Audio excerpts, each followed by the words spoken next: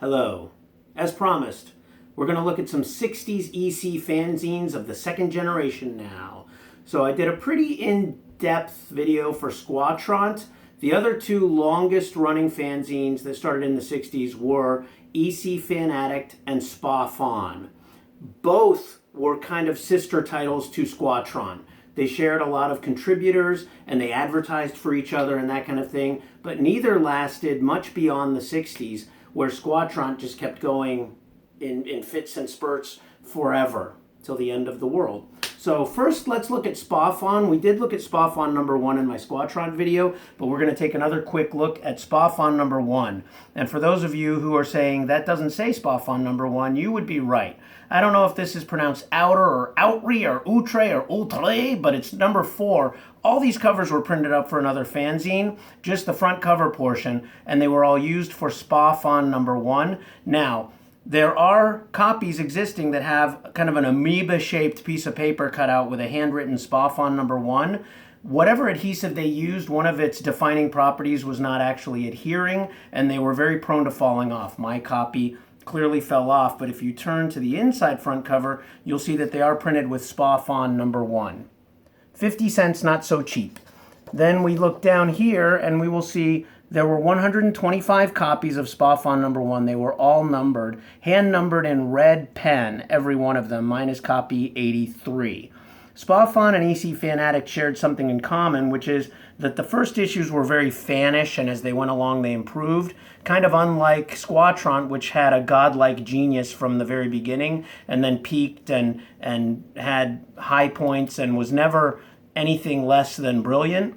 Well, Squa, as you can see, started very fanish and Squa-ish, and had a lot of like poetry and amateur art and things like that.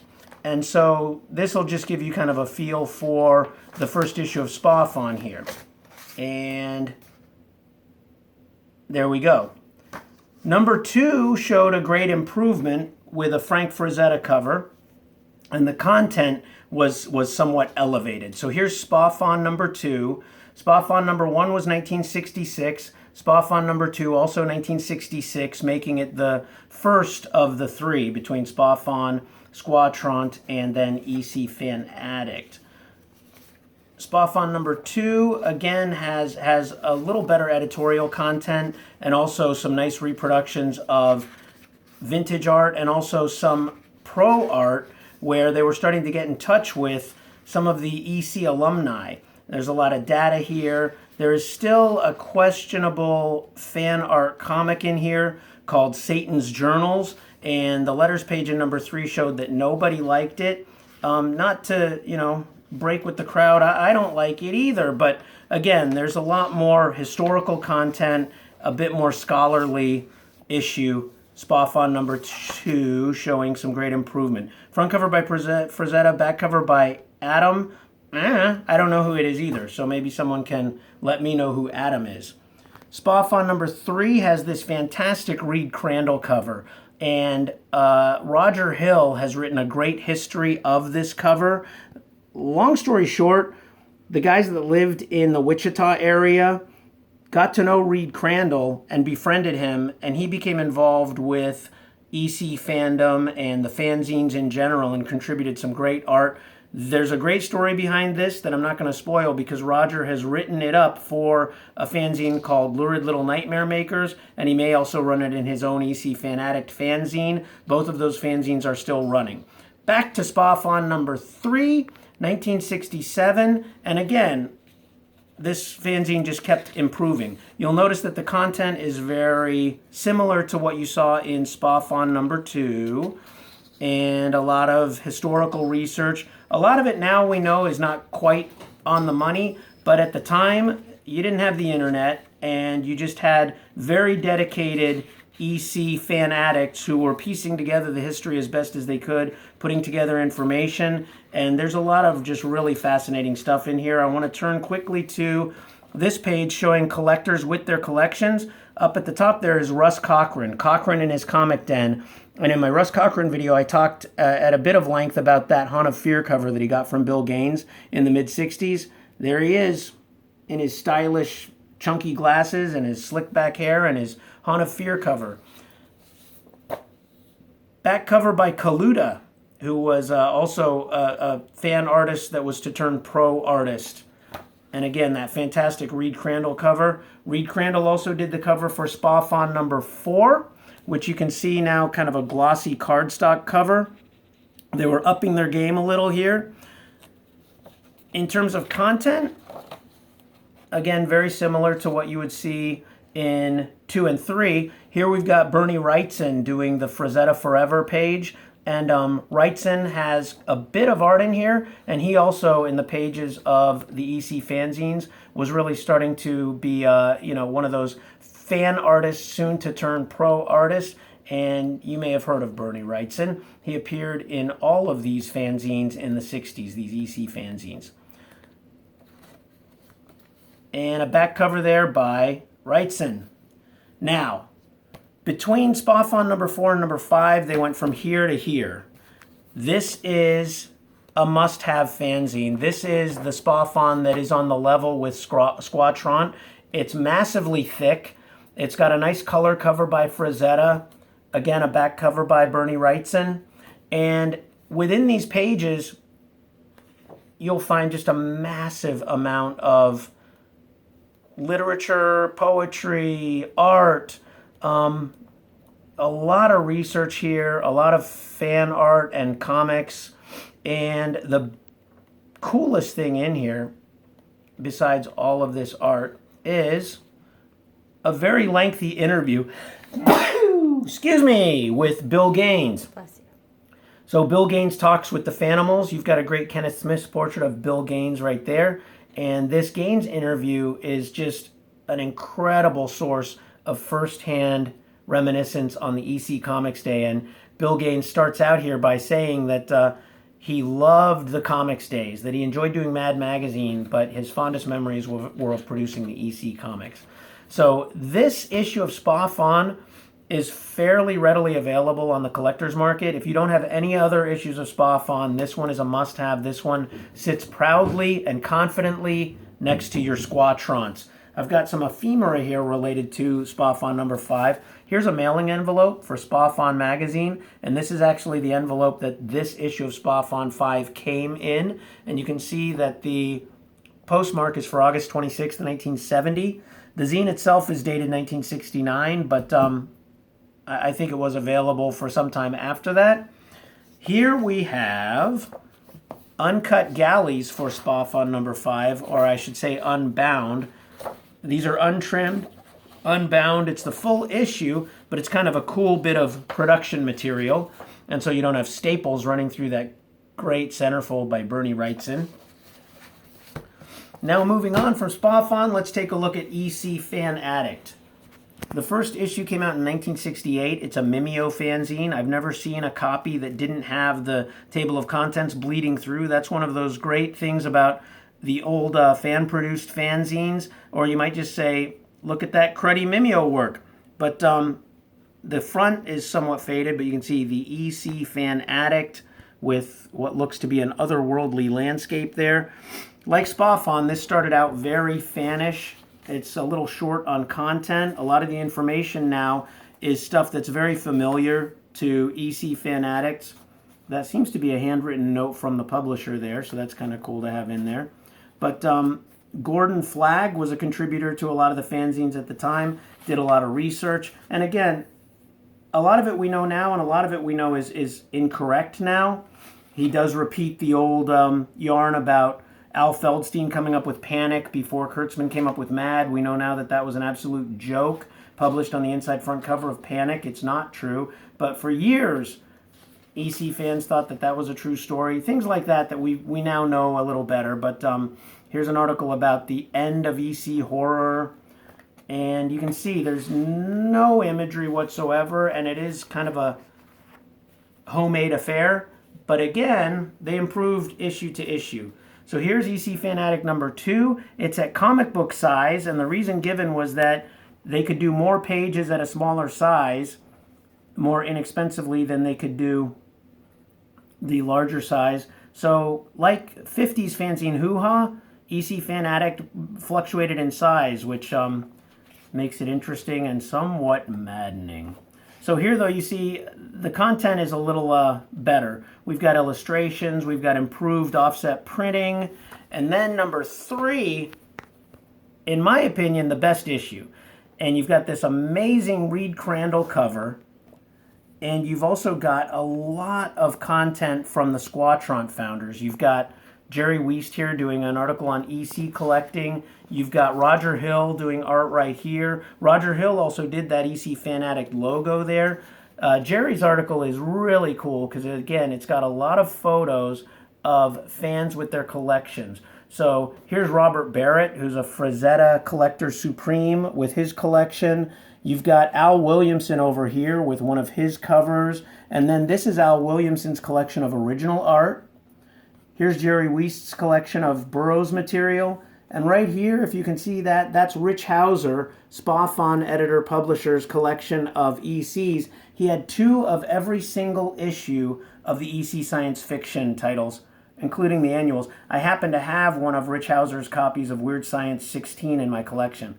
So again, elevated content. There's a great unpublished Reed Crandall piece of art. And these guys were working together now more between Squa, EC Fan-Addict, and Squa Tront, and it shows. Great issue number 3. EC Fan-Addict had a title change with issue number 4 to Seraphim. Reason given in the editorial is that they thought EC Fan-Addict was a childish title. I tend to disagree. But again, nice content, a lot of art, a lot of good articles. You've got pro contributions like this great 8 by Basil Wolverton here. And as you can see, an overall improvement in content from issue to issue. There we've got Bernie Wrightson again. Oh, and a back cover I should mention, that's by Don Rosa. I probably don't need to tell comic fans who Don Rosa is, but check out his old witch with all these ghouls and monsters here. Nice early fan art from Rosa. Here's a bit of ephemera. This is a flyer for Seraphim number 4 that advertises the coming number 5. You'll notice that all the issues of Seraphim were 40 cents back then. Number 5 is advertised at $1. The reason for that is, much like Squa, the 5th issue was much thicker and a lot more content, probably more expensive to produce. You've got Al Williamson here, the cover also by Al Williamson. You've got more art from Bernie Wrightson, and a little Wrightson portfolio, and then there's also a Kenneth Smith portfolio here. This was the last issue. There's a Roy G. Krenkel portfolio too, so you can see there's an emphasis, heavy emphasis, where the first issue is nothing but text. The 5th issue is almost nothing but art. Very worth having. Back cover there by Gray Morrow. Now, that brings me to something that really just kind of pisses me off, because it's one more thing I got to look for. There were 2 printings of Seraphim number 5. I never knew this. This is the first printing. They're very easy to tell apart because back cover of the first printing is by Gray Morrow. Back cover of the second printing is by Reed Crandall. I can't show it to you because I don't have a copy yet. It's one more thing to look for. Now, before I close this video, I want to revisit Squa Tront. So, the mighty Squa Tront, by far the best EC fanzine of all time. I had talked about issue number 4 in my Squa Tront video, and I talked about some of the printing differences, but I couldn't show you. Now, thanks to living legend and second generation fandom hero Roger Hill, I have a copy of the first printing. So, first printing, second printing, I don't know if you can see there, but the first printing is 1/8 of an inch taller than the second printing, and that's especially evident here on the second cover wrap, where you can see a lot more space under the Kenneth Smith signature and date than on the second printing. The other big difference, which I don't know if you can see in the video, but it's a different cover stock. It's more of a matte finish on the first printing, a little shinier on the second printing. So I don't know if you're getting that or if it just looks like I'm an idiot waving my fanzines around. But as mentioned in the first video, there's also a page number that's smudged on the first printing. And that is more visible when you put them side by side. So the art credit right here to Richard Corbin, see how the 8 is kind of smudged in the number 38 there. So we come over here to the same credit in the second printing. That 8 has been cleaned up. So those are the ways to tell the different printings. Now I just kind of want to talk about the fact that Jerry Wiest was knocking himself out here. This was a very artistic issue. You can see the third page, 2/3 page, and the full page leading into his editorial. And what he did here was took a newspaper, made a wood block of an EC logo, inked it, and then stamped those EC logos on newsprint to create these opening pages. This half-page thing he does again later in the issue. Well, I won't flip through like a moron and try to find it for you, but I will say that number 4 of Squa Tront was the last issue that we edited before it was handed over to John Benson, and it's just a phenomenal, phenomenal issue. And the biggest highlight, oh, hey, there's Roger Hill, EC fan of the issue. Roger Hill is still one of the biggest EC fans around and a really good guy. So I do want to thank him for sending me a copy of this to do the comparison. I'm also going to give you a spoiler alert. Roger Hill said he'll visit California soon, and we're going to do a video together. He's got a lot of amazing stories about EC fandom through the ages. But Squa Tront number 4, it contained 2 unpublished EC stories. Slave Ship with art by Bernie Krigstein or Krigstein, actually.